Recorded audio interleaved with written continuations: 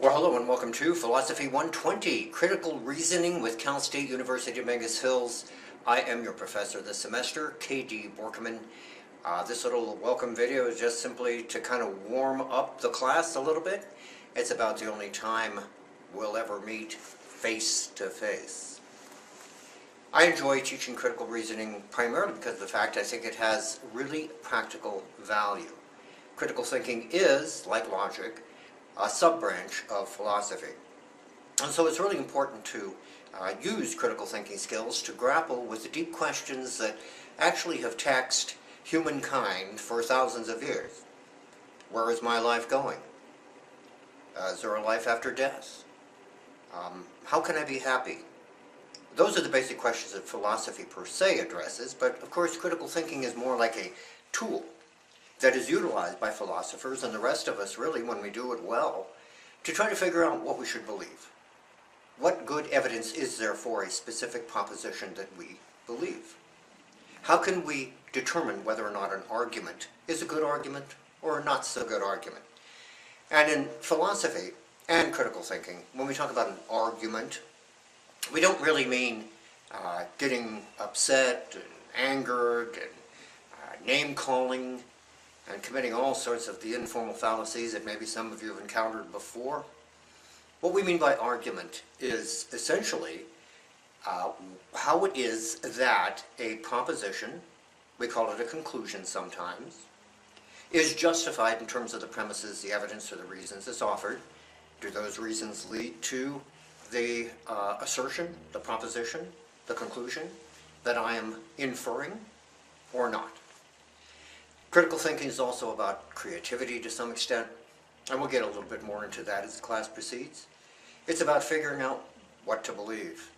It's really kind of a timely subject when you think about it because supposedly our social media, and I do believe this to a large extent, have been penetrated by perhaps not only foreign adversaries, but just closer to home, our social media, where we get most of our news, many of us, and information about the world, clearly is vulnerable to a kind of fakery. It's vulnerable to what we call informal fallacies. I think as you progress through this course, you will see that we need to be kind of careful about the way in which we think. We need to take care of our beliefs and our belief systems, and we need to treat each other with respect. One of the main areas of your course has to do with participation in the forums, the discussion forums. My expectations there are that you treat each other with respect and dignity, collegially, and that you try to uphold the rubric which I shall be posting in the first discussion forum shortly. In other words, that rubric indicates what is a good post, a discussion post, what is a not so good discussion post. And so anyway, welcome again to the class, and without further ado, I'm going to just give you a very brief overview of some of the major highlights of the course, a little bit about course navigation, and I would like to say right up front, think about that paper. It's often the case that people put a major paper, 5-page double-spaced typewritten paper, which is what you need for this course, toward the end of the semester. They put it on a back burner. And often what happens is they forget that I've mentioned it, and they haven't looked at some of the links. And I'm not saying it's their fault necessarily, but I'll try to remind you periodically that there is a paper due, and it's a significant part of your grade. And it is also the kind of major milestone that allows you to be able to utilize all the critical thinking skills which you already know and will be learning in this course. We're going to have an exciting semester together, folks. Thank you for joining me.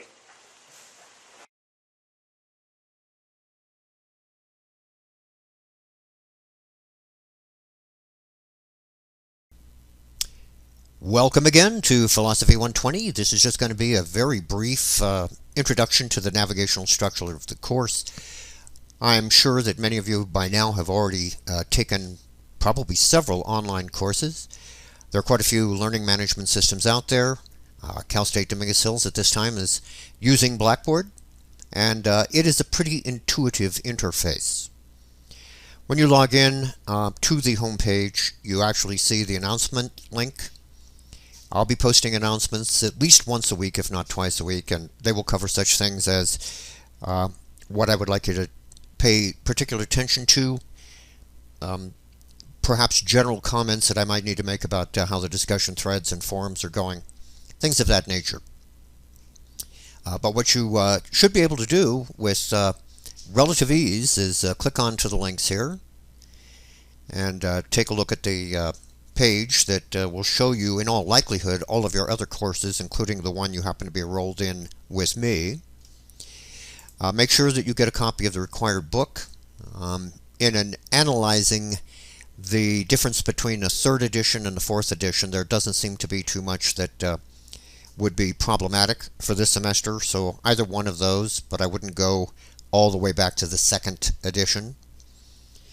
Generally, publishers make available a digital version. You can either buy it or rent it, and that could save you just a wee bit of time. And the ISBN number for the e-text should be the one that you see here before you. But the book has been on order with the Cal State University of Mega Hills bookstore for quite some time.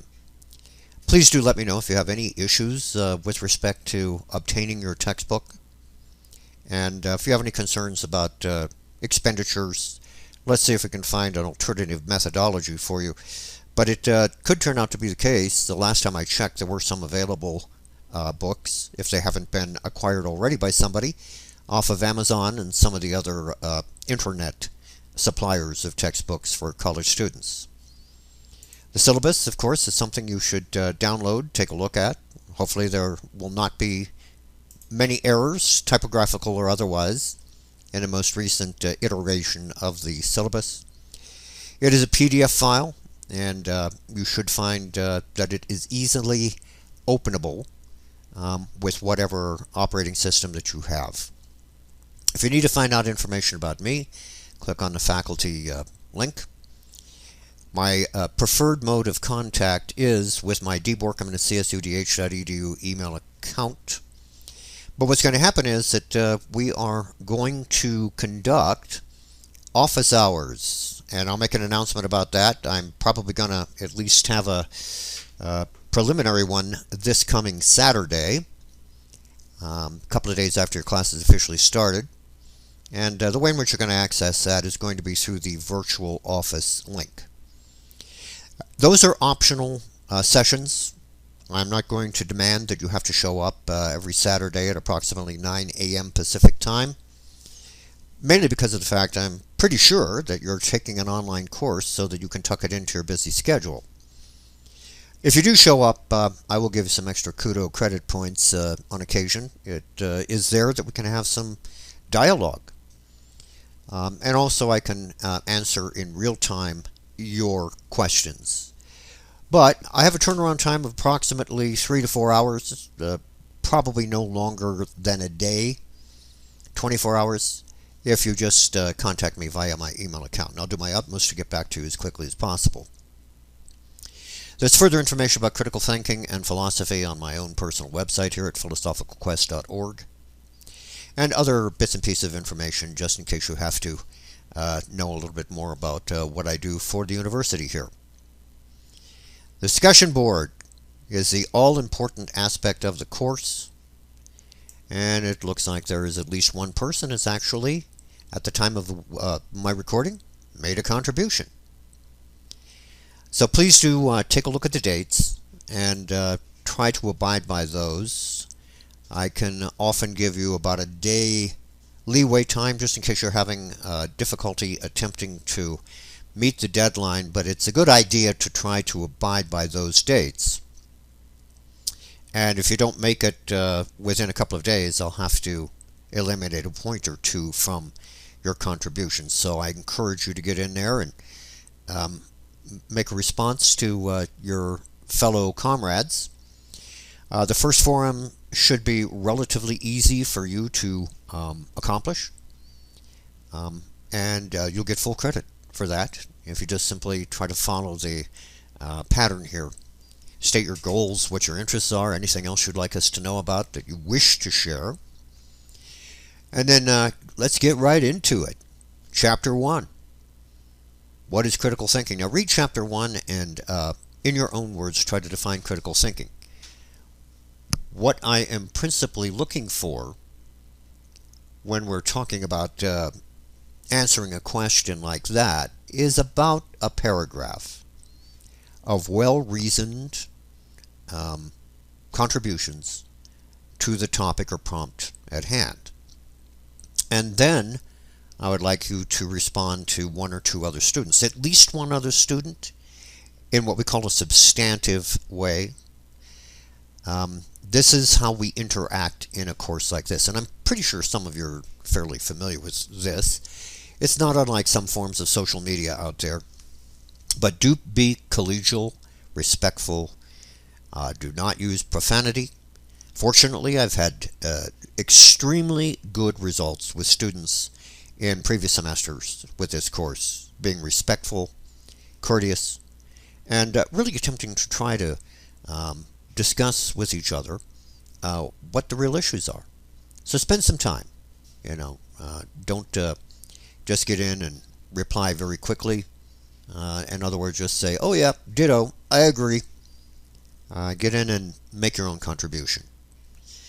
So anyway, you should be able to see a sequence of dates here that are pretty consistently a week apart.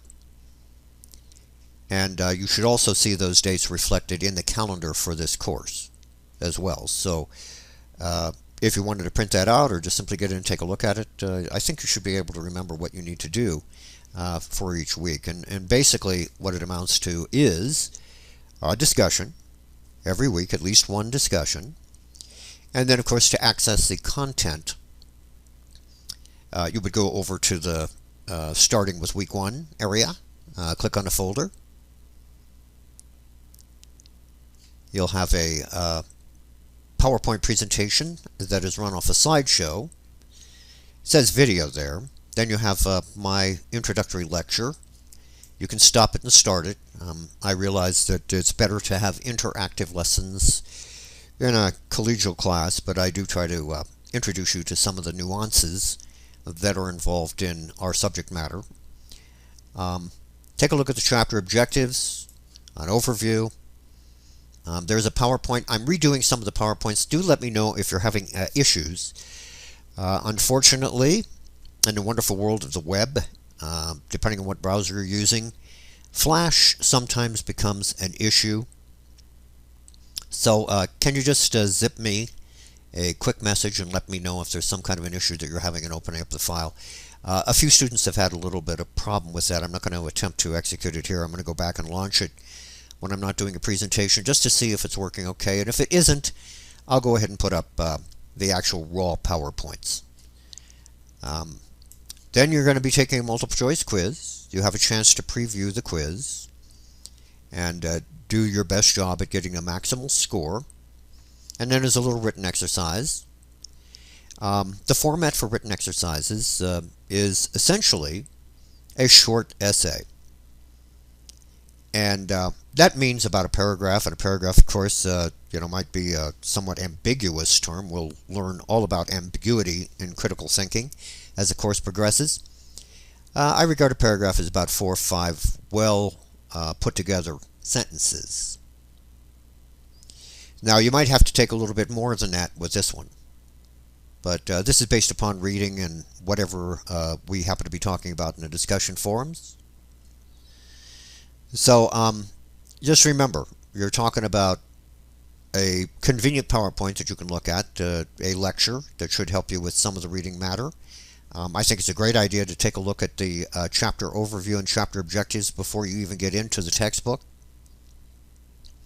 But at any point of the way, do let me know if I can be of any help to you in trying to provide any kind of clarification. As I mentioned previously, there is a paper that's due all the way at the end of the semester. And hopefully I put the link in a very prominent place so you'll not forget it. But I have tried to provide you with several different ways of looking at how to do a paper. Basically, it's either APA or MLA format, 5 pages, double-spaced. The 5 pages do not include the title page or the reference page, but, it's possible to do a good paper for this course without having really formal references. But I do require that you submit your paper to something that many of you are probably already familiar with. It's called Turnitin. What Turnitin does is allow me to be able to ascertain the level of originality, or whether or not the paper seems to have been borrowed significantly from other sources.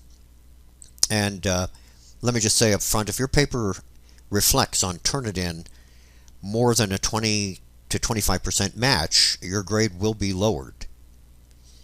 And if it turns out that there's a high match, in other words, when you put your paper into Turnitin, it'll compare quickly what you have uploaded with what other people have uploaded, not only in other classes, but in this class and in other institutions throughout the United States. So it does a pretty good job of determining where information comes from. Now, of course, if you have a couple of lengthy quotes, that is going to affect the Turnitin results. So there should be no need to put paragraphs of quotations from other sources in a argument paper.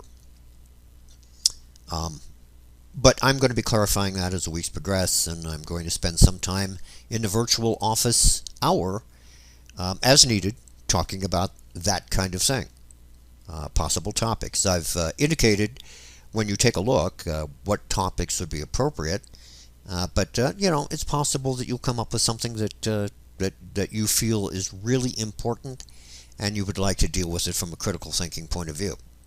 Just let me know.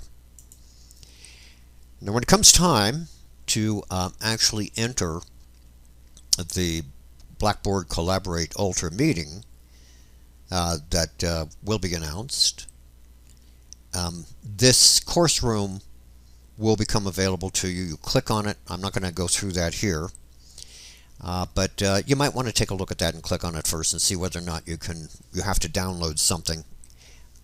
This is a relatively new edition of something that was originally called Blackboard Collaborate.